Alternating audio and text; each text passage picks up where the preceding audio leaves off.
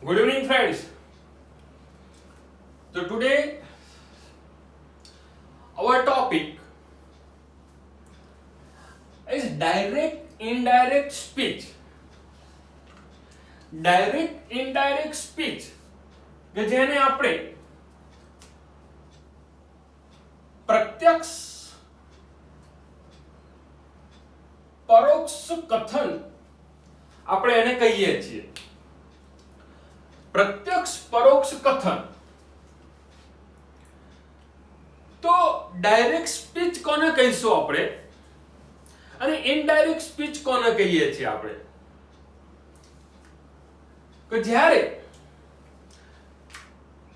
આનો ઉપયોગ કરવો હોય તો ઘણી વખત આપણે એવું નિહાળતા હોઈએ છીએ, સાંભળતા હોઈએ છીએ, જ્યારે બે વ્યક્તિ જ્યારે સામસામે વાત કરતી હોય છે તો એ કન્વર્સેશન તમે જોજો, તમે એનો ડાયલોગ્સ જોજો, તમે ત્યાં હું અને તુંની વાત થતી હશે.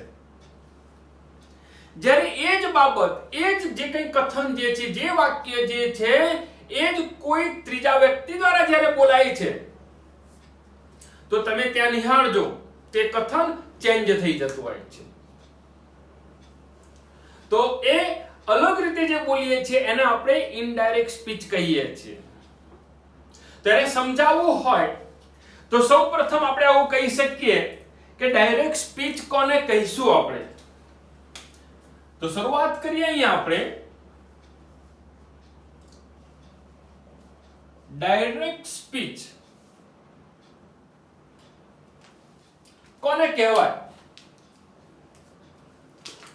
કે જ્યારે બે વ્યક્તિની જે સામસામેની જે વાતચીત છે એ સામસામેની વાતચીતને ડાયરેક્ટ સ્પીચ કહીએ છીએ, એટલે કે પ્રત્યક્ષ કથન કહીએ છીએ. એટલે કે સામસામેની વાતચીત, શોર્ટમાં કેવું હોય તો એને એમ કહી શકીએ કે સામસામેની જે વાતચીત હોય તેને આપણે ડાયરેક્ટ સ્પીચ કહીએ છીએ. એક્ઝામ્પલ મારે આપવું હોય કે રાકેશ રમીલાને કહે છે કે, રાકેશ રમીલાને કહે છે કે હું તારા માટે એક પેન લાવીશ. સમજો, હું તારા માટે એક પેન લાવીશ. તો આ રમીલાને છે એ ડાયરેક્ટ કહેવામાં આવે છે. કોના દ્વારા કહેવામાં આવ્યું છે? રાકેશ દ્વારા. કોને કહ્યું છે? રમીલાને. શું કહ્યું છે? હું તારા માટે એક પેન લાવીશ. તો આ જે વાતચીત જે છે એ ડાયરેક્ટ છે. સામેના વ્યક્તિને સ્પષ્ટ એને સામે જ કહ્યું છે. તો એ સામસામેની જે વાતચીત હોય તો તેને આપણે ડાયરેક્ટ સ્પીચ કહેતા હોઈએ છીએ. તો એને લખવું હોય તો આપણે આ રીતે લખી શકીએ. બે વ્યક્તિઓની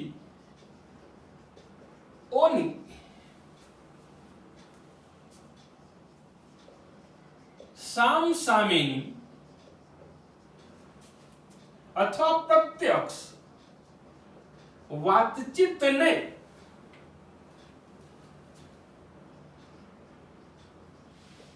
ડાયરેક્ટ સ્પીચ કહે છે.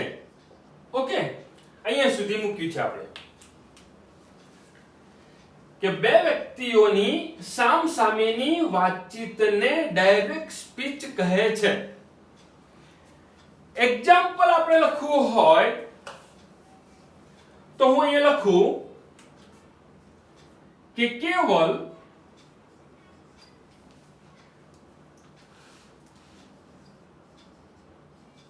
said to Kia. ઓકે, કેવલે કિયાને કહ્યું છે. શું કહ્યું છે? I am your sir today. Example આપણે આ મૂક્યું છે. આવું એક વાક્ય બોલાયેલું છે તો બોલાયું છે કેવલ દ્વારા. કોને કહ્યું છે કિયાને? એ ડાયરેક્ટ વાત કરી છે. શું બોલ્યો છે કે આઈ એમ યોર સર ટુડે, કે આજે એક્ઝામ્પલ ટીચર્સ ડે છે તો સમજો કે હું આજે તારો સર છું. ઓકે, તો આ જે વાતચીત છે એ કેવલે કિયાને ડાયરેક્ટ કહી છે, પ્રત્યક્ષ કહી છે, સામે કહી છે, એટલે એને આપણે ડાયરેક્ટ સ્પીચ કહીએ છીએ. ઓકે, હવે એ જ બાબત જે છે એને આપણે ઇનડાયરેક્ટ સ્પીચ ની જ્યારે વાત કરવી હોય, ઇનડાયરેક્ટ સ્પીચ. હવે ઇનડાયરેક્ટ સ્પીચ ની જ્યારે હું વાત કરતો હોઉં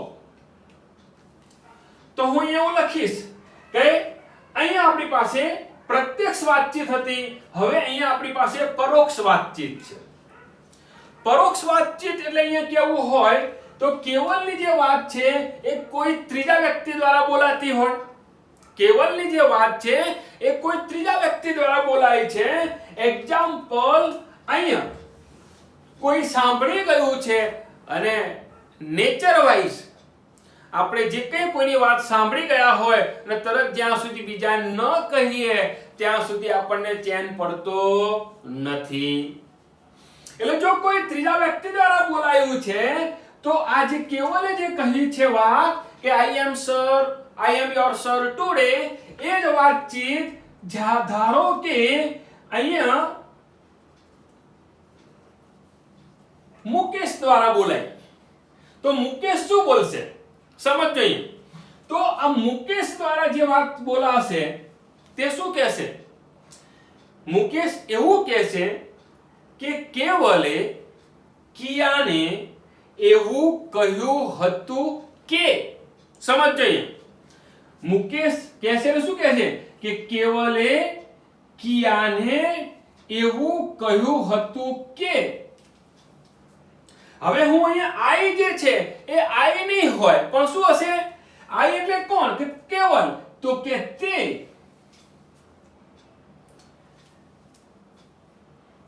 આજે.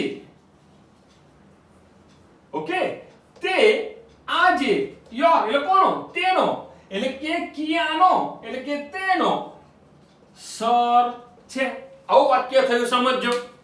આ જે કેવલ દ્વારા કિયાએ ડાયરેક્ટ કહેવામાં આવ્યું હતું એ જ વાક્ય જ્યારે મુકેશ દ્વારા કહેવાયું તો એ વાક્ય જે ચેન્જ થઈ ગયું છે. એટલે કે બે વ્યક્તિની જે વાતચીત છે એ વાતચીત કોઈ ત્રીજા વ્યક્તિ દ્વારા જ્યારે બોલાય તો તેને આપણે ઇનડાયરેક્ટ સ્પીચ કહીએ છીએ. Clear friends? ઓકે, તો હવે મારે અહીંયા લખવું હોય તો બે વ્યક્તિઓ, બે કે બેથી વધારે વચ્ચેની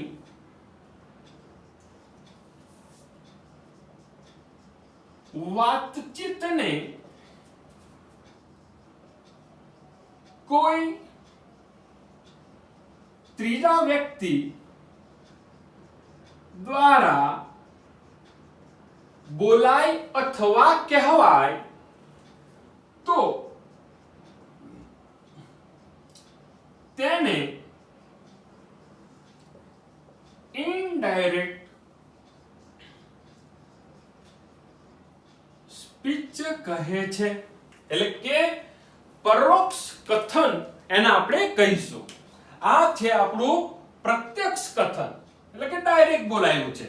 જ્યારે આ જે છે કોઈ ત્રીજા વ્યક્તિ દ્વારા જ્યારે બોલાતું હોય તો તેને આપણે ઇનડાયરેક્ટ સ્પીચ કહેતા હોઈએ છીએ.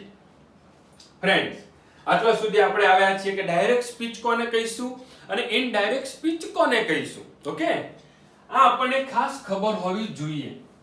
ઓકે, આ બેઝિક નોલેજ છે આનો. તો હવે અહીંયા આપણે શીખવાનું શું છે? તો હવે શીખવાનું એ છે આપણે કે આપણી પાસે રિપોર્ટેડ સ્પીચ, ઓકે, કે જે એઝ અ સ્પીચ જેને આપણે નેરેશન પણ કહીએ છીએ, કે જે આપણી પાસે 4 માર્ક્સનું હશે. તો તે વખતે આપણી પાસે આવું ડાયરેક્ટ સ્પીચ આપ્યું હશે એને આપણે ઇનડાયરેક્ટ સ્પીચમાં ફેરવવાનું રહેશે. શામાં ફેરવવાનું રહેશે? ઇનડાયરેક્ટ સ્પીચમાં ફેરવવાનું રહે. તો એને ફેરવવું હોય તો અહીંયા આપણી પાસે ઘણા બધા અલગ અલગ પ્રકારના વાક્યો હોય છે. કેવા? અલગ અલગ પ્રકારના વાક્યો. એક્ઝામ્પલ આપણે કહેવું હોય તો સેન્ટેન્સના પ્રકારની વાત કરીએ આપણે તો એસર્ટિવ એટલે કે વિધાન વાક્ય. ઓકે. અનધર ઇન્વર્જન ક્વેશ્ચન્સ એટલે કે જે પ્રશ્નનો જવાબ હા કે નામાં મળતો હોય તેવા પ્રશ્ન. થર્ડ WH ક્વેશ્ચન્સ કે જે WH થી પૂછાયેલા જે પ્રશ્નો છે. ત્યારબાદ આપણી પાસે આવશે ઇમ્પેરેટિવ સેન્ટેન્સ એટલે કે આજ્ઞાર્થ વાક્ય. ત્યારબાદ આવશે આપણી પાસે પ્રપોઝલ સેન્ટેન્સ. પ્રપોઝલ સેન્ટેન્સ એટલે કે દરખાસ્ત સૂચક વાક્ય. ત્યારબાદ આપણે વાત કરીએ તો એક્સક્લેમેટરી સેન્ટેન્સ. એક્સક્લેમેટરી એટલે કે ઉદ્ગાર વાક્ય. કેવા વાક્ય આવશે? તે ઉદ્ગાર વાક્ય આવશે. તો ઓપ્ટેટિવ સેન્ટેન્સ આવી ગયું. ત્યારબાદ ઓપ્ટેટિવ અને ત્યારબાદ મસ્ક્યુલર એટલે કે પરચુરણ વાક્યો. આવા અલગ અલગ વાક્યોના પ્રકાર છે એ દરેકને અલગ અલગ આપણે શીખવાના છીએ. પર્ટિક્યુલર એક પ્રકાર માટે એક લેક્ચર લેવાના છીએ આપણે. ઓકે. તો હવે જ્યારે વાત કરવી હોય આપણે કે શરૂઆત કરવી હોય તો હવે તમને ટેન્સ જો શીખ્યા હશો, તમે જે કંઈ શીખ્યા છો અને જો તમે તૈયાર કરેલા છે તો એ ટેન્સ તમને હવે કામમાં આવશે. તો શરૂઆત કરીએ છીએ આપણે એસર્ટિવ સેન્ટેન્સ થી શરૂઆત કરીએ આપણે.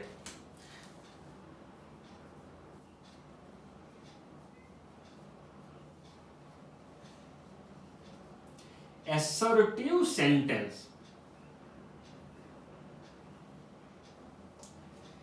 એટલે કે વિધાન વાક્ય.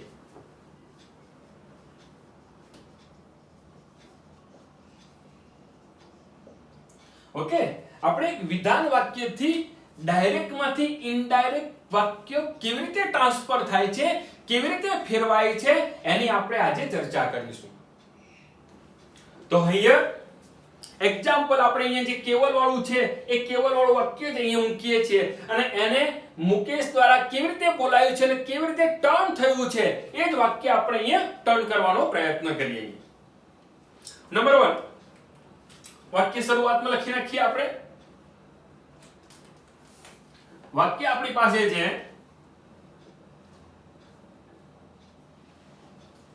કેવલ said to કિયા. ધ્યાન આપજો અહીંયા double inverted comma I am your sir today. Inverted comma જે છે એ પૂર્ણ થશે. હવે અહીંયા સમજીએ છીએ પહેલા વાક્ય કેવા પ્રકારનું છે. આપણી પાસે આવું વાક્ય આવ્યું છે કે કેવલ said to Kia I am your sir today. તો આ જે વાક્ય જે છે આપણી પાસે એ ડાયરેક્ટ સ્પીચ નું છે કે ઇનડાયરેક્ટ સ્પીચ નું છે એ સૌપ્રથમ શોધવું પડશે. શું કરવું પડે છે? સૌપ્રથમ આપણે એ શોધવું પડે છે. તો સૌપ્રથમ શોધવાની જ્યારે વાત કરીએ કે ડાયરેક્ટ છે કે ઇનડાયરેક્ટ તો આપણને આટલો ખ્યાલ હોવો જોઈએ કે જ્યારે ડબલ ઇન્વર્ટેડ કોમા તમારી પાસે આપેલું હોય તો સમજવાનું આ વાક્ય જે છે એ ડાયરેક્ટ સ્પીચ નું છે. કેવું છે? ડાયરેક્ટ સ્પીચ નું. ઓકે. બીજી બાબત કેવલ સેડ ટુ કિયા ધ્યાન અલ્પવિરામ અને જે કંઈ ડાયરેક્ટ બોલાયેલું હોય એને આપણે ડબલ ઇન્વર્ટેડ કોમામાં લખતા હોઈએ છીએ. એક્ઝામ્પલ આપણે જોવું હોય ને તો આપણી જે સ્કૂલ હોય તો સ્કૂલમાં તમે જોજો કેટલાક સરસ સુવાક્યો લખેલા હશે. ઓકે. અહીંયા જય જવાન જય કિસાન લખ્યું હશે અને નીચે લખ્યું છે લાલ બહાદુર શાસ્ત્રી અને જય જવાન જય કિસાન ડબલ ઇન્વર્ટેડ કોમામાં હશે કારણ કે એ કોના દ્વારા બોલાયું છે? અહીંયા લાલ બહાદુર શાસ્ત્રી દ્વારા એ બોલાયેલું હતું. તો એને આપણે ડબલ ઇન્વર્ટેડ કોમામાં લખીએ છીએ. જે કંઈ ડાયરેક્ટ બોલાતી વાતચીત હોય છે એને આપણે ડબલ ઇન્વર્ટેડ કોમામાં લખતા હોઈએ છીએ. તો અહીંયા હવે વાક્ય આપણી પાસે અહીંયા આવી ગયું છે. ડબલ ઇન્વર્ટેડ કોમામાં જે કંઈ બોલાયેલા વર્ડ છે એ લખ્યું છે. અને હવે અહીંયા તમે જોઈ શકો છો કે કેવલ જે છે બોલ્યું છે કોણ? ઓકે, તો એ આપણને ખબર હોવું જોઈએ. તો બોલ્યું છે કોણ? તો કે કેવલ. તો આ જે કેવલ જે છે એ બોલનાર છે આપણી પાસે. કોણ છે? બોલનાર. ઓકે ઓકે, ચલો સાંભળ્યું કોને? તો કે કિયાએ. આ કિયા જે છે તે સાંભળનાર છે. ધ્યાન આપજો ફ્રેન્ડ્સ. બોલનાર અને સાંભળનાર મળી ગયું છે આપણને. ઓકે, હવે જે said to છે એ said to કે એ ક્રિયાપદ છે. ઓકે, શું છે એ? ક્રિયાપદ. અને ક્રિયાપદ હોય તો અહીંયા આવું લખવું તો લખી શકીએ કે બોલનારનું ક્રિયાપદ.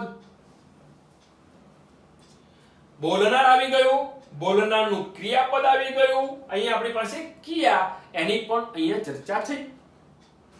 હવે આ જે વાક્ય જે છે એ કોના દ્વારા બોલાયેલું છે? કેવલ દ્વારા. અને કેવલ દ્વારા બોલાયેલું છે એટલે આને આપણે કહીએ છીએ બોલનારનું સ્પીચ, એટલે કે કથન. એટલે કે બોલનારનું વાક્ય જે કંઈ બોલાયું છે એઝ ઇટ ઇઝ આપણે એ ડબલ ઇન્વર્ટેડ કોમામાં લખ્યું છે. ઓકે, હવે આને આપણે ઇંગ્લિશમાં ટર્મ કરી દેવું હોય તો બોલનાર છે તો બોલનારને કહીએ છીએ આપણે રિપોર્ટર. શું બોલીએ છીએ એને? રિપોર્ટર. ઓકે, ચલો સાંભળનારને શું બોલીએ છીએ આપણે અહીંયા? લિસનર. ઓકે ઓકે, બોલનારનું જે કંઈ ક્રિયાપદ જે છે તો એને કહીએ છીએ આપણે રિપોર્ટિંગ વર્બ.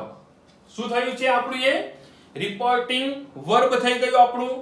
અને જે બોલનાર નું કથન જે છે એને આપણે કહીએ છીએ રિપોર્ટેડ સ્પીચ. મીન્સ એને આપણે શોર્ટમાં કહેવું હોય તો એના આપણે આરએસ પણ કહેતા હોઈએ છીએ. આરએસ એટલે કે રિપોર્ટેડ સ્પીચ. ફ્રેન્ડ્સ, ફરીથી ધ્યાન આપવાનું છે. ડાયરેક્ટ સ્પીચ કોને કહીએ છીએ? ઇનડાયરેક્ટ સ્પીચ કોને કહીએ છીએ? હવે વાક્ય જે મૂક્યું છે એસર્ટિવ નો પ્રકાર શીખી રહ્યા છીએ, વિધાન વાક્યો આપણે શીખી રહ્યા છીએ શરૂઆતમાં. તો એમાં એ જે કઈ વાક્યો આપણને અહીંયા મૂક્યા છે એને જે નામ છે એટલે કે બોલનાર કોણ છે, સાંભળનાર કોણ છે, ક્રિયાપદ કયું છે અને એ કથન. હવે તમને પ્રશ્ન થાય કે આ વાક્ય કયા કાળનું કહેવાય? ધ્યાન આપજો હવે તમે થોડું. જો એ said to છે, ધ્યાન આપજો. જો મારી પાસે said to છે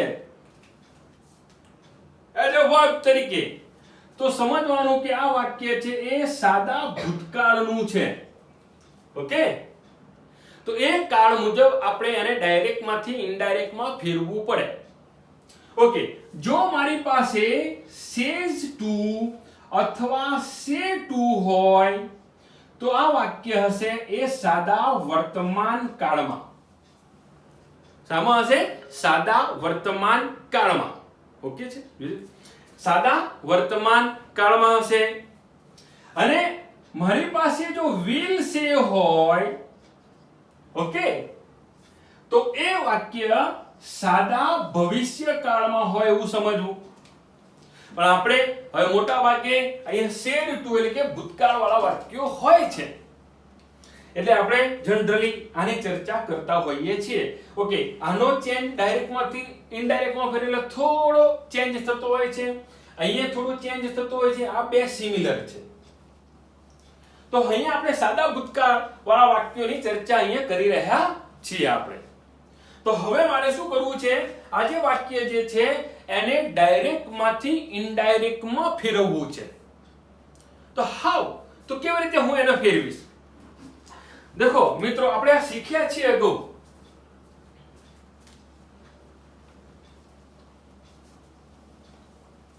તો હવે અહીંયા જોવું હોય કે આને ચેન્જ કરવું હોય આપણે, તો હાઉ, કેવી રીતે આને કરીશું આપણે? તો સૌપ્રથમ ધ્યાન આપવાનું છે કે ડાયરેક્ટ માંથી ઇનડાયરેક્ટ માં થતો ફેરફાર.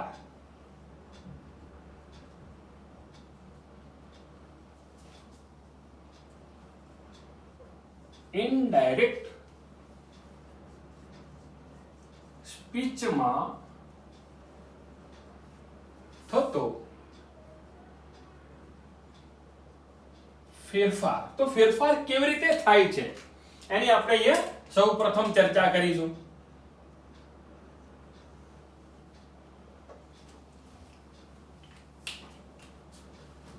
તો શરૂઆત કરીએ છીએ આપણે. સૌપ્રથમ એ વાક્ય કેવા પ્રકારનું છે એ ધ્યાન કરવાનું છે. એટલે મેં તમને અત્યારે વાત કરી ને કે એક એસર્ટિવ એટલે કે વિધાન વાક્ય હોઈ શકે છે, ઇનવર્ઝન ક્વેશ્ચન હોઈ શકે છે, WH ક્વેશ્ચન હોઈ શકે છે, ઇમ્પેરેટિવ તમારી પાસે વાક્ય હોઈ શકે છે, પ્રપોઝલ તમારી પાસે વાક્ય હોઈ શકે છે, એક્સક્લેમેટરી વાક્ય હોઈ શકે છે, ઓપ્ટેટિવ વાક્ય હોઈ શકે છે અને મસ્ક્યુલર. તો સૌપ્રથમ આ જે પ્રકારો જે છે વાક્યના, એ વાક્યનો પ્રકાર ડિસાઈડ કરવો પડશે આપણે. એ ડિસાઈડ કોના આધારે કરીશું? RS ના આધારે. તમે અહીંયા જોઈ શકો છો શું લખ્યું છે. RS માં શું છે? Reported speech. રિપોર્ટેડ સ્પીચમાં શું છે? આઈ એમ યોર સર ટુડે. આવું વાક્ય છે મારી પાસે. હવે જ્યારે મારી પાસે આવું વાક્ય હોય તો યુ કેન સી, તમે જોઈ શકો છો અહીંયા કે જ્યારે તમારી પાસે અહીંયા સાદું વાક્ય હોય એટલે કે એ એસર્ટિવ વાક્ય આપણી પાસે આવે છે. કેવું છે રે? એસર્ટિવ વાક્ય આવે છે. અને એસર્ટિવ વાક્ય હોય તો એ ચેન્જ કરવાનું આવે, થોડું અલગ હશે. પ્રશ્નાર્થ વાક્ય વાળું અલગ હશે, ઓપ્ટેટિવ અલગ હશે. તો હવે એ જોઈએ કે જ્યારે રિપોર્ટેડ સ્પીચ એટલે કે વિધાન વાક્ય આપણી પાસે હોય રિપોર્ટેડ સ્પીચ તરીકે, જ્યારે એસર્ટિવ વાક્ય હોય એટલે કે વિધાન વાક્ય હોય, તો સેડ ટુ છે એ સેડ ટુ નું આપણે ટોલ્ડ કરીશું. શું કરવાના છીએ આપણે? ટોલ્ડ. ધ્યાન આપજો અહીંયા ફરીથી. શું કરીએ છીએ અહીંયા આપણે? એનું ટોલ્ડ કરીએ છીએ. ધ્યાન આપજો. પણ ક્યારે? જ્યારે મારી પાસે સાંભળનાર હશે તો. સાંભળનાર હશે તો. જો સાંભળનાર નહીં હોય તો માત્ર શેડ નું શેડ જ રહે. શું રહેશે? શેડ નું શેડ જ. એમાં કોઈ ચેન્જીસ કરવાના નથી. તો અહીંયા લખવું હોય તો આ રીતે લખી શકીએ આપણે. રિપોર્ટેડ સ્પીચ એટલે કે રિપોર્ટેડ સ્પીચ વાળું વાક્ય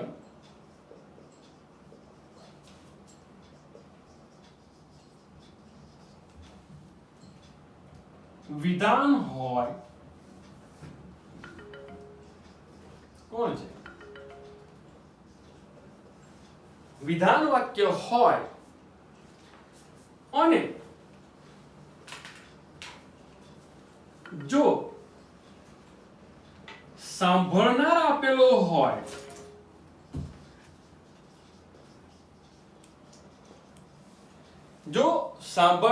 આપેલ હોય તો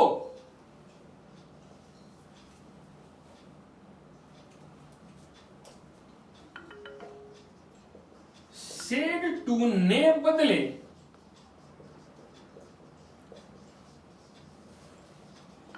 told આવે. શું આવશે ત્યાં? told આવશે. અહીંયા શું લખીશું આપણે? ત્યાં told લખીશું. પરંતુ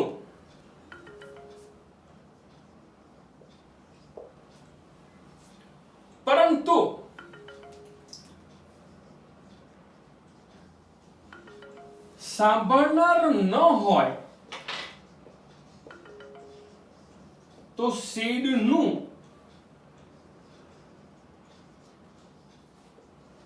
શેડ આવે છે.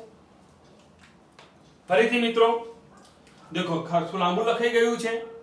આરએસ વાળું વાક્ય વિધાન વાક્ય હોય અને જો સાંભળનાર આપેલ હોય તો શેડ ટુ ને બદલે ટોલ્ડ આવે છે, પરંતુ સાંભળનાર ન હોય તો શેડનું શેડ જ રહે છે. હવે અહીંયા તમે જોઈ શકો છો કેવલ છે, શેડ ટુ છે અને સાંભળનાર કોણ છે આપણી પાસે? અહીંયા કિયા છે. અને સાંભળનાર જ્યારે કિયા હોય તો સાંભળનાર આપેલું છે એટલે શેડ ટુ છે, તો શેડ ટુ ને બદલે આપણે અહીંયા શું લખવાના છીએ? તો શેડ ટુ ને બદલે ટોલ્ડ આવશે.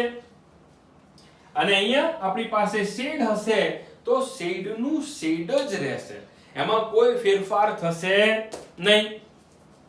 તો હવે શરૂઆત કરીએ. અહીંયા વાક્ય લખીએ છીએ આપણે. તો ઇનિશિયલ શરૂઆત કરી તો કેવલ વાળું વાક્ય છે અને કેવલ છે એટલે કેવલ ટોલ્ડ કોણ છે આપણી પાસે? અહીંયા કિયા. કોણ મેસેજ કરી રહ્યું વારંવાર? તો કેવલ ટોલ્ડ કિયા. ઓકે, તો અહીંયા આપણી પાસે વિધાન વાક્ય હતું, સાંભળનાર છે, તો અહીંયા શેડ ટુ ની જગ્યાએ આપણે ટોલ્ડ નો ઉપયોગ કર્યો છે. કોનો ઉપયોગ કર્યો છે? આપણે અહીંયા ટોલ્ડ નો ઉપયોગ કર્યો. હવે ત્યાંથી વાક્ય અહીંયા પૂરું થયું. તો હવે અહીંયા જોઈએ છીએ કે આ વાક્યને આપણે જોડવાનું છે. હવે આપણને ખબર છે કે જ્યારે બે વસ્તુને જોડવી હોય, બે વાક્યોને જોડવા હોય તો ત્યાં આપણે સંયોજકની જરૂર પડશે. કોની જરૂર પડે છે? સંયોજકની. કોની જરૂર પડે છે? ત્યાં સંયોજક યાની કે કંજક્શનની જરૂર પડે. આપણે વારંવાર એક એક્ઝામ્પલ આપતા હોઈએ છીએ કે મારે લાકડા ઉપર સનમાઇકા લગાવવું હોય. ઓકે, મારે લાકડા ઉપર શું લગાવવું છે? સનમાઇકા લગાવવું છે. તો મારે શું લગાવવું પડશે? ફેવિકોલ લગાવવું પડશે. તે ફેવિકોલ જે છે એ લાકડું અને જે સનમાઇકા છે એ બેને જોડવાનું કામ કરે છે. શું કરે છે? બંનેને જોડવાનું કાર્ય કરે છે. અને જ્યારે બંનેને જોડવાનું એ કાર્ય કરતું હોય તો ફેવિકોલ જે છે એ આપણો સંયોજક થયો. એમ અહીંયા પણ આપણે જ્યારે અહીંયા વાક્ય જે રિપોર્ટેડ સ્પીચ છે એને જ્યારે જોડવાનું કાર્ય કરીશું તો એ વખતે આપણે સંયોજકની જરૂર પડશે. કોની જરૂર પડે છે? સંયોજકની. અને એ વખતે જ્યારે રિપોર્ટેડ સ્પીચ, જ્યારે વિધાન વાક્ય હોય તો એ વખતે સંયોજક તરીકે that નો ઉપયોગ થાય છે. કોનો ઉપયોગ કરવાનો છે? that. તો હવે એ લખવું હોય તો સંયોજક તરીકે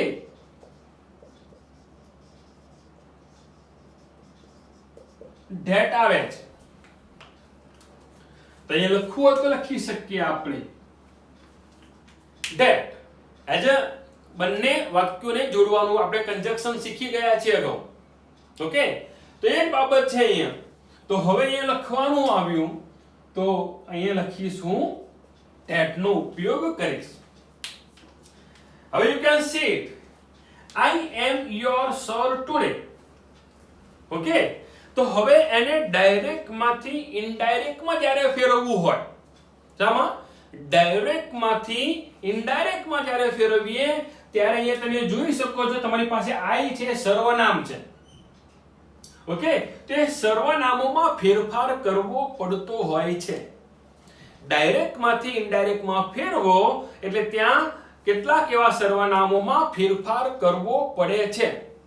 તો એ ફેરફાર કોના આધારે થાય છે? ઓકે, તો એ પહેલા આપણને એ સર્વનામોની ખબર હોવી જરૂરી છે. ઓકે, કોની જરૂર? સર્વનામોની. સર્વનામ તમને ખબર હોવી જોઈએ. આપણને ખબર છે કે સર્વનામો કયા. તો સર્વનામોની જ્યારે હું વાત કરતો હોઉં તો અહીંયા હું બોલી શકીએ આપણે કે કયા સર્વનામો, એટલે કે એક તો કર્તા વિભક્તિ, કર્તા વિભક્તિના સર્વનામો. કર્તા વિભક્તિના સર્વનામો કયા? તો આપણને ખબર છે કે આઈ, વી, યુ, હી, સી, ઈટ અને ધે. આ જે છે એ કર્તા વિભક્તિના સર્વનામો છે. ઓકે. ત્યારબાદ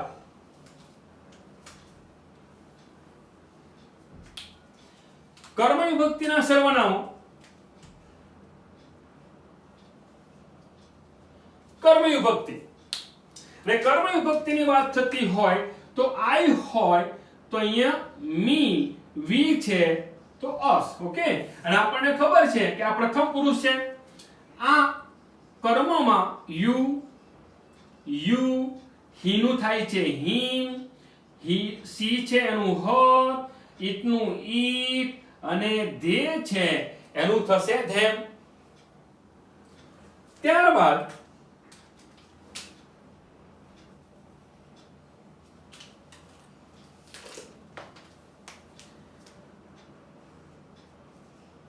સંબંધક વિશેષણ. સંબંધક વિશેષણ સર્વનામ. તો સંબંધક વિશેષણમાં કયું આવશે? તો કે માય, અવર, યુ છે તો યોર, અહીંયા પણ યોર, અહીંયા હીઝ, હર, ઇટ્સ અને ધેર. ત્યારબાદ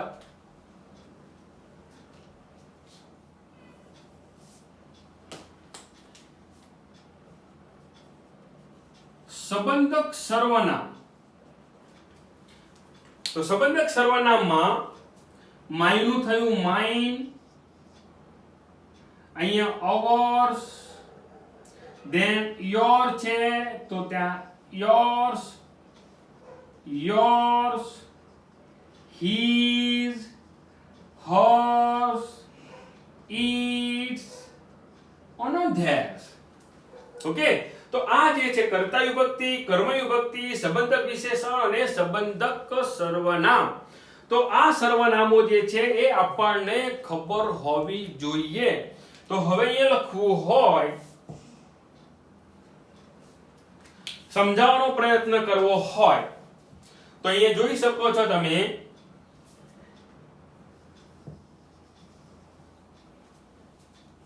કર્તા વિભક્તિના સર્વનામો કયા? તો કે આઈ, વી, યુ, હી, સી, ઈટ અને ધે. એમાં આ જે છે એ પ્રથમ પુરુષના સર્વનામો છે. ઓકે. પ્રથમ પુરુષ. આ જે છે આપણી પાસે એ બીજો પુરુષ યાની કે સેકન્ડ પર્સન. આ જે છે ત્રીજો પુરુષ જેને આપણે થર્ડ પર્સન કહીશું. હવે તો હવે એને બનાવવું હોય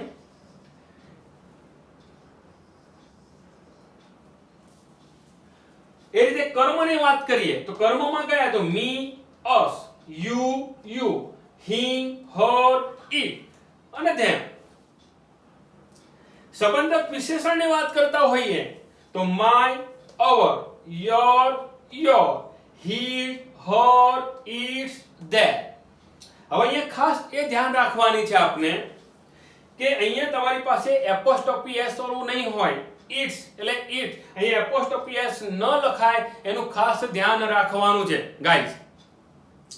સંબંધક સર્વનામમાં mine, ours, yours, his, her, its અને their. તો અહીંયા તમે જોઈ શકો છો કે પ્રથમ પુરુષના સર્વનામો કયા? તો પ્રથમ પુરુષના I, we, me, us, my, our, mine, ours. બીજા પુરુષના સર્વનામો કયા? તો કે you, your, yours. ત્રીજા પુરુષના સર્વનામો કયા? કે he she it, they him her it, them he her its, their his hers its અને theirs.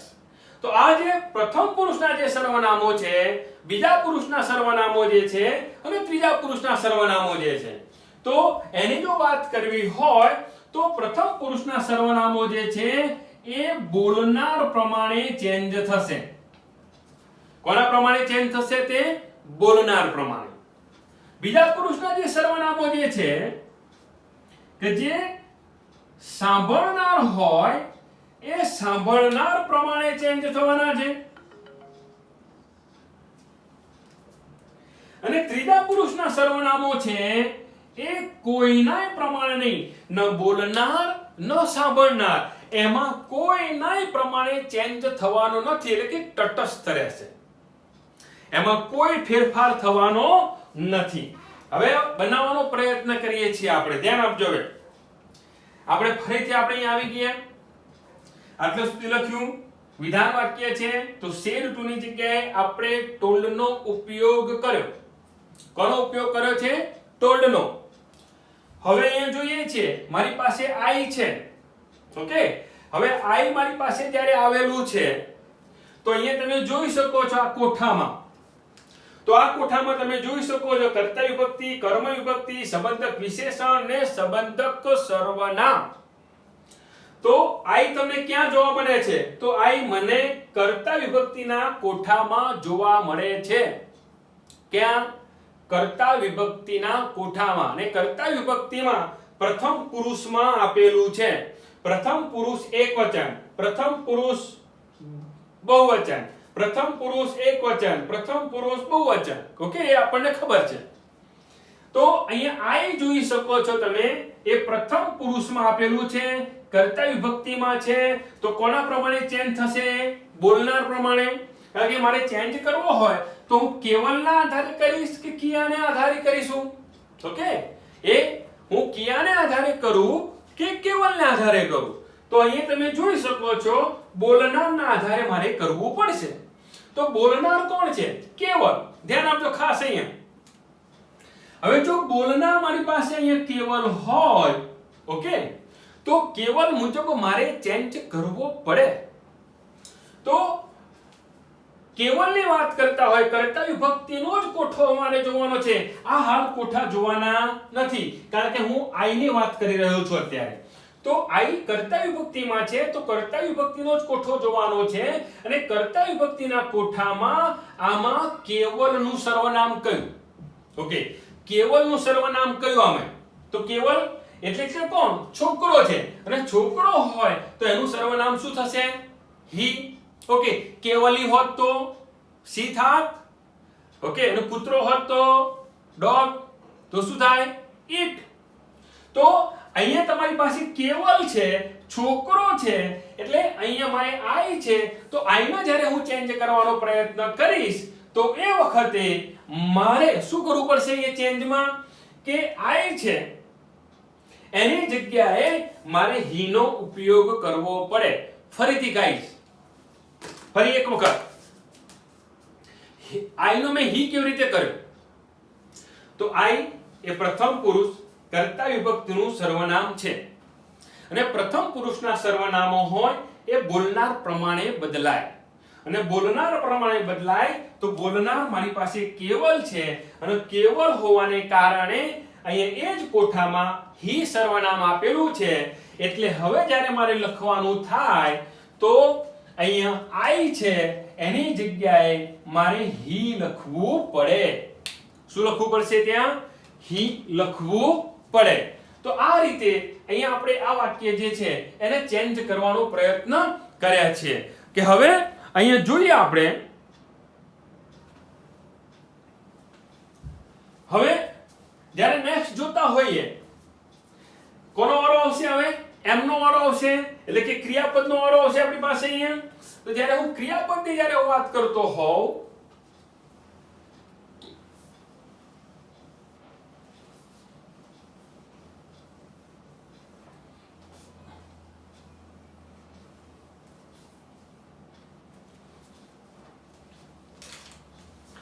હવે જ્યારે હું ક્રિયાપદ ઉપર આવ્યા છીએ આપણે એમ, તો ડાયરેક્ટ માંથી જ્યારે તમે ઇનડાયરેક્ટ માં એને ફેરવો છો અને એમાંય જો તમારી પાસે સાદા ભૂતકાળનું વાક્ય હોય, સાદા ભૂતકાળ મેં તમને કહ્યું હતું શેડ ટુ ને આધારે, ઓકે, વર્તમાન કાળ હોય તો કાળમાં કોઈ ચેન્જ કરવાનો આવે નહીં. અહીંયા જે કાળ હોય એ એઝ ઇટ ઇઝ રહે. અહીંયા વક્કા હોય તો વક્કા જ રહે. પણ જ્યારે અહીંયા હું ભૂતકાળના ક્રિયાપદની વાત કરતો હોઉં તો મારે ડાયરેક્ટ માંથી ઇનડાયરેક્ટ માં જ્યારે હું ચેન્જ કરીશ તો એ કાળમાં ફેરફાર થશે. શું થશે? કાળમાં ફેરફાર થવાનો છે. કેવો ફેરફાર થવાનો છે? તો અહીંયા ધ્યાન આપજો ખાસ કે જો ડાયરેક્ટ સ્પીચમાં મારી પાસે એમ ઇઝ આર હોય ને તો હું એનો વોઝ વેર કરીશ. શું કરીશું? ત્યાં વોઝ કે વર કરીશ. જો મારી પાસે વોઝ કે વર આપેલું છે તો હું ત્યાં હેડ કે હેડ બીન લખીશ. ફરીથી એમ ઇઝ આર તો વોઝ કે વર, વોઝ કે વર તો એને ડાયરેક્ટ માંથી ઇનડાયરેક્ટ માં ફેરવીશ એટલે હેડ અથવા હેડ બીન લખીશ. જો મારી પાસે વર્તમાન કાળનું વાક્ય છે તો હું એને સાદા ભૂતકાળમાં ચેન્જ કરીશ. સાદો ભૂતકાળ હશે તો હું એને પૂર્ણ ભૂતકાળમાં ચેન્જ કરીશ. જો મારી પાસે પૂર્ણ વર્તમાન કાળ હશે તો હું એને પૂર્ણ ભૂતકાળમાં ચેન્જ કરીશ. જો મારી પાસે અહીંયા ચાલુ પૂર્ણ વર્તમાન કાળ હશે તો હું ચાલુ પૂર્ણ ભૂતકાળમાં પૂર્ણ ભૂતકાળ ચાલુ પૂર્ણ ભૂતકાળમાં હશે તો હું ચાલુ પૂર્ણ ભૂતકાળમાં કરીશ. અને ભૂતકાળ હોય, સમજો અહીંયા તમારી પાસે, તો આ પ્રમાણે આપણે વાક્યના કાળમાં ચેન્જીસ કરતા હોઈએ છીએ. જો will છે તો હું would કરીશ, shall છે તો હું should કરીશ, can હશે તો હું could કરીશ, may હશે તો might કરીશ, must હશે તો must જ રહેશે. હા, could હશે તો could રહેશે, should હશે તો should રહેશે, might હશે તો might જ રહેશે. એને આપણે લખીએ મિત્રો તો આપણે થોડું વધુ એ આપણને જાણવા મળશે એના વિશે. એક્ઝામ્પલ એઝ એ ક્રિયાપદનો ફેરફાર.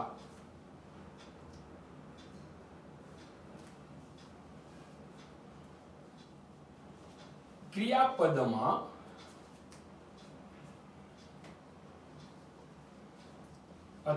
ફેરફાર અથવા કાળમાં થતો ફેરફાર. ઓકે, આમાંથી તમે કોઈ બી લખી શકો છો. એક્ઝામ્પલ કે મારી પાસે અહીંયા એમ ઇઝ કે આર આપ્યું છે. ઓકે, આ જે છે એ ડાયરેક્ટ માં છે, સમજો. એને હું ઇનડાયરેક્ટ માં ફેરવું, ઇનડાયરેક્ટ સ્પીચમાં. જો મારી પાસે એમ ઇઝ આર આપેલું છે તો એનું મારે વોઝ કે વર કરવું પડશે. ક્લિયર? જો મારી પાસે અહીંયા વોઝ કે વર આપેલું છે તો હું ત્યાં હેડ અથવા હેડ બીન લખીશ.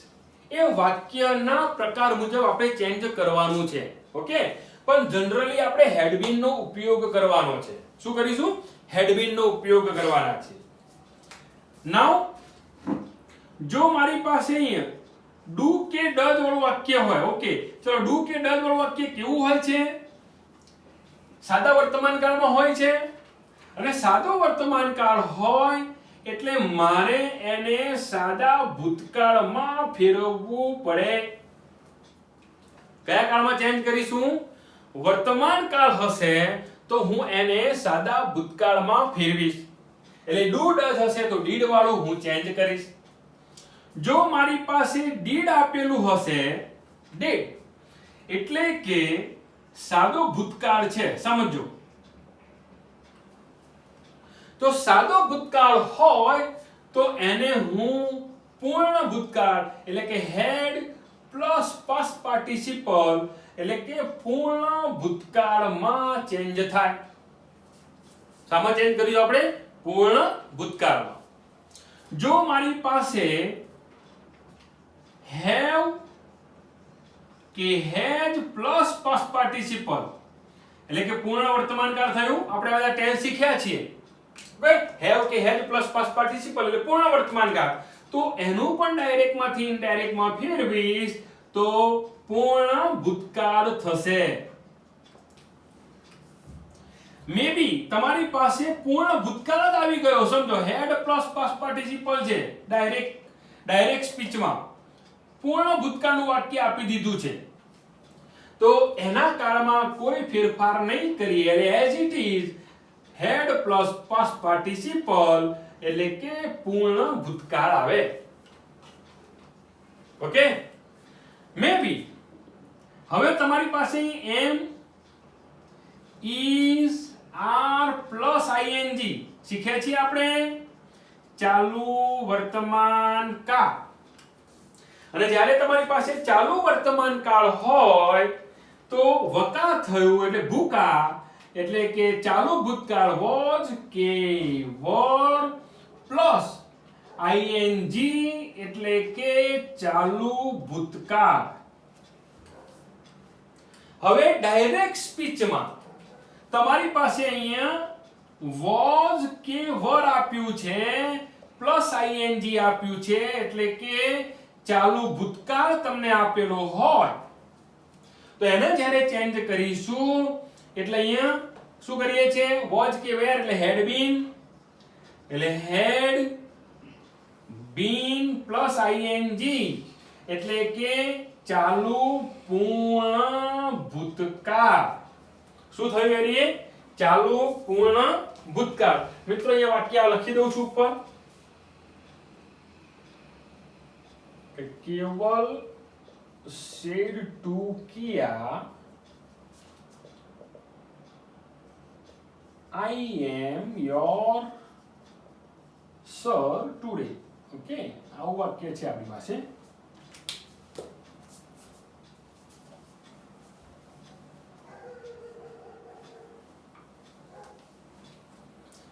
તો હવે એ તમે જોઈ શકો છો આપણે અલગ અલગ કાળ કેવી રીતે ચેન્જ થઈ રહ્યા છે લખી રહ્યા છે. નાઉ તમારી પાસે અહીંયા હેવ કે has plus been plus ING એટલે કે ચાલુ પૂર્ણ વર્તમાન કાળ છે તો એનું પણ થશે અહીંયા હેડ બીન પ્લસ આઈએનજી એટલે કે ચાલુ પૂર્ણ ભૂતકાળ. અને જો તમારી પાસે ચાલુ પૂર્ણ ભૂતકાળ હોય તો એને ડાયરેક્ટ માંથી ઇનડાયરેક્ટ માં ફેરવો તો પણ એ સેમ જ એટલે કે ચાલુ પૂર્ણ ભૂતકાળ તો એનું પણ ચાલુ પૂર્ણ ભૂતકાળ. Like to had plus past participle તો હેડ પ્લસ પાસ્ટ પાર્ટિસિપલ તો અહીંયા had plus been plus ING ત્યાં સામે પણ had plus been plus ING એટલે કે ચાલુ પૂર્ણ ભૂતકાળ. હવે જો તમારી પાસે અહીંયા will આપ્યું છે સમજજો અહીંયા તો મારે અહીંયા would કરવું પડશે. જો મારી પાસે અહીંયા can આપેલું છે તો મારે could કરવું પડશે. જો મારી પાસે may આપ્યું છે તો મારે might લખવું પડશે MIGHT might. બટ મારી પાસે અહીંયા shall આપેલું છે તો હું અહીંયા would કે should નો ઉપયોગ કરીશ. ઓકે અહીંયા મેં should આવે અને would પણ આવે જે સર્વનામ છે એના ચેન્જ થાય તો એ મુજબ આપણે એને ચેન્જ કરવો પડતો હોય છે. આપણે વાક્યમાં શીખવાના છે. ધેન જો તમારી પાસે must હોય તો must નું must જ રહેવાનું છે. ઓકે જો તમારી પાસે અહીંયા could આપ્યું છે તો અહીંયા could. જો અહીંયા would આપ્યું છે તો અહીંયા would. અહીંયા તમારી પાસે might છે તો અહીંયા પણ might. જો તમારી પાસે should છે તો should, must તો must. ઓકે એટલે એમાં તમારી પાસે અહીંયા જે હશે એ જ ચેન્જ કંઈ થવાનું નથી એટલે કે could નું could, wood નું wood, might નું might, should નું should, must નું must. ઓકે, તો આ પ્રમાણે આપણે કાળમાં ચેન્જ કરવાનો હોય છે. કાળમાં શું કરીશું? આપણે એને ચેન્જ કરીશું. ઓકે, હવે જ્યારે કાળમાં જ્યારે હું ચેન્જ કરવાની વાત કરતો હોઉં તો અહીંયા તમે હવે જોઈ શકો છો આપણી પાસે શું છે? એમ છે, ક્રિયાપદ છે. તો ક્રિયાપદ છે એને કાળમાં ચેન્જ કરીશું એટલે અહીંયા તમે જોઈ શકો છો એમ ઇઝ આર છે આપણી પાસે, અને એમ ઇઝ આર હોય એટલે હવે જ્યારે ચેન્જ કરવાનો પ્રયત્ન કરીશ એટલે શું થશે? અહીંયા એમ ઇઝ આર છે એની જગ્યાએ મારે વોઝ કે વરનો ઉપયોગ કરવો પડે. કોનો ઉપયોગ કરવો પડશે? વોઝ કે વર. તો હવે હું લખીશ અહીંયા હી છે એટલે વોઝ આવ્યું. ઓકે, હી એટલે વોઝ. હવે વોઝ અહીંયા આવી ગયું છે આપણી પાસે. હવે અહીંયા તમે જોઈ શકો કોનો વારો આવ્યો છે? યોર. કાળ મુજબ જોવા ગયા એમ ઇઝ આર હતું તો વોઝ વેર કર્યું તો હી સાથે વોઝ. હવે યોર આવ્યું. હવે મિત્રો તમે જો આ કોઠો છે તમારી પાસે તો યુ કેન સી, તમે જોઈ શકો છો યોર ક્યાં જોવા મળે છે તમને? અહીંયા, અહીંયા, અહીંયા કે અહીંયા? તો હા, એક સંબંધક વિશેષણમાં જોવા મળે છે. એમાં બે છે આપણી પાસે, એક વચન તરીકે અને બહુવચન તરીકે. તો હવે અહીંયા જોઈએ આપણે યોર્સ છે એ કોના પ્રમાણે ચેન્જ થવાનું છે? બીજો પુરુષ છે એટલે સાંભળનાર મુજબ. તો સાંભળનાર કોણ છે? કિયા. સાંભળનાર કોણ છે? કિયા. અને કિયા હોય આપણી પાસે તો આ જે કોઠો હવે જોવાનો છે, બીજા કોઠા ભૂલી જાઓ, આ કોઠાઓને ભૂલો. યોર છે તો યોર ઉપર કોન્સન્ટ્રેટ. બીજા પુરુષનો એટલે કે સાંભળનાર, તો સાંભળનાર તરીકે કિયા. તો કિયાનું સર્વનામ આમાંથી જ શોધવાનું છે. તો કિયાનું સર્વનામ શું છે આપણી પાસે? હર. ઓકે, તો હર છે એટલે મારે એ લખવાનું આવે એટલે હું લખીશ અહીંયા હર. Than સરનું sir. અને હવે વાત કરીએ ટુડે. તો નજીકતા દર્શક શબ્દો હોય એને આપણે દૂરતા દર્શક શબ્દોમાં ચેન્જ કરવું પડે. શામાં ચેન્જ કરવાના છીએ આપણે?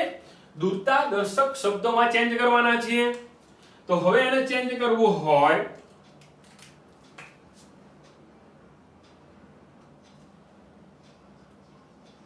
નજીકતા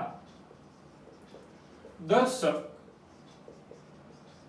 શબ્દને દૂરતા દર્શક શબ્દમાં ફેરવો. એક્ઝામ્પલ,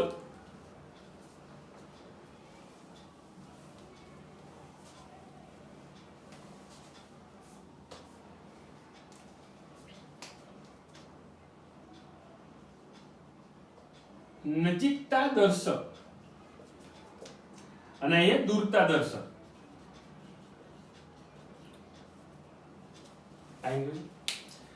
તો હવે અહીંયા જોવું હોય તો અહીંયા આપણી પાસે ટુડે છે, સમજો. તો ટુડે હશે ને,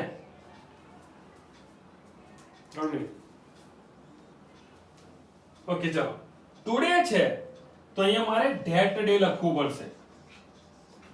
ઓકે, એટલે એક્ઝામ્પલ આ રીતે કે ધીસ હશે તો ધીસ નું ધેટ. જો એ રીતે મારી પાસે ધીસ હશે તો ધોઝ. એ જ રીતે જો મારી પાસે ટુનાઇટ છે તો મારે અહીંયા ધેટ નાઇટ લખવું પડશે. ટાઈમ જકે છે.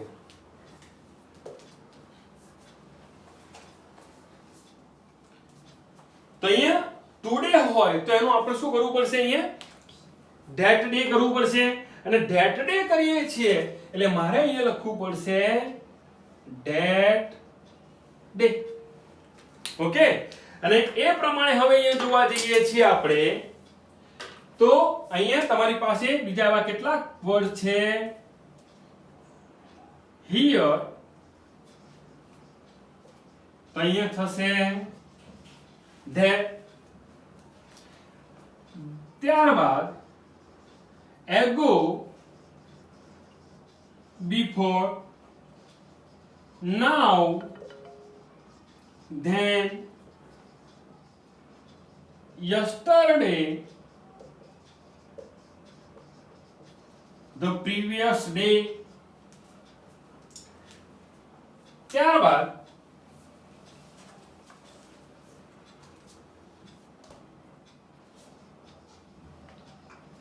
tomorrow, the next day, last day, the previous day. તો ફ્રેન્ડ્સ, આ પ્રમાણે આપણે નજીકતા દર્શક શબ્દમાંથી દૂરતા દર્શક શબ્દોમાં ચેન્જ કરતા હોઈએ છીએ અને બધી માહિતી જે છે આપણે આવતા લેક્ચરમાં પણ આપતા રહીશું. ઓકે, અત્યારે ટાઈમ ઇટ્સ ઓકે થાય છે એટલે પૂરું કરું છું અહીંયા. Next lecture